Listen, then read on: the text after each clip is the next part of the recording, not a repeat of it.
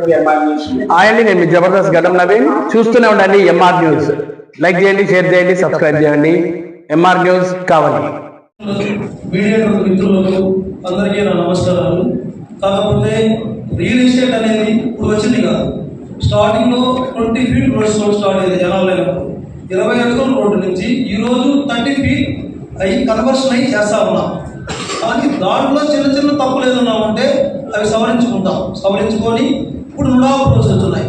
NUDA approval కూడా NUDA approval నామ్స్లో మేము చేయగలవాళ్ళం. కానీ ఈరోజు శాసనసభ్యులు గారు ఎక్కడ పెట్టినా తుమ్మలపేట రోడ్డు బాగా హైఫైగా డెవలప్ చేస్తున్నారు.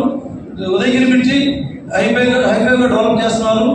ఎక్కడ పెట్టినా కూడా మంచి మార్గంలో బాగా హైఫైగా డెవలప్ చేస్తూ మంచి డెవలప్మెంట్ తీసుకొస్తూ ఉన్నారు.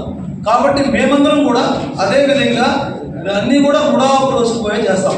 దానికి తోడు నెక్స్ట్ ఒక ఫార్మర్ మా కాడ ఒక ప్లాట్ కొన్నాడు అక్కడంటే కనీసం అతను 25,000-30,000 స్టార్ట్ అయ్యి ఉంటాడు శాలరీ.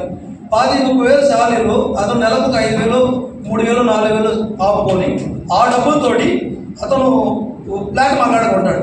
అతన్ని మేము ఇబ్బంది పెట్టి మేమేదో కోట్లు సంపాదించుకోవాల్సిన అవసరం మాకు లేదు. దేవుడి దేవుడు మా కాడ కొన్నవాళ్ళు బాగుంటే మేము బాగుంటాం. అదే వర్షంలో పోవాలని మేము కోరుకుంటున్నాం. కానీ మేము కొన్న వాళ్ళని ఇబ్బంది పెట్టి మాకు పోవాలనే ఆలోచన లేదు. ఏ విధంగా అయినా కూడా సరే ఇప్పుడు ఉండే నామ్స్ ప్రకారం పక్కాగా పోయేదాన్ని మేము రెడీగా ఉన్నాం. మా వల్ల ఎవరైనా సరే ఎక్కడైనా ఇబ్బంది పడి ఉంటే దానికి సంబంధించిన మేము రెమ్యుడేషన్ ఇవ్వడానికి మేము రెడీగా ఉన్నాం. ఎక్కడ పోయి ఉన్నా ఏదైనా ఒక ప్రాబ్లం వచ్చినా దానికి సర్వే రిపోర్ట్ ఇవ్వడానికి మేము రెడీగా ఉన్నాము. దానికి సంబంధించిన ప్రాబ్లం ఏదైనా ఉంటే దాన్ని వేరే దగ్గర రెమెడీ చేయడానికి రెడీగా ఉన్నాము.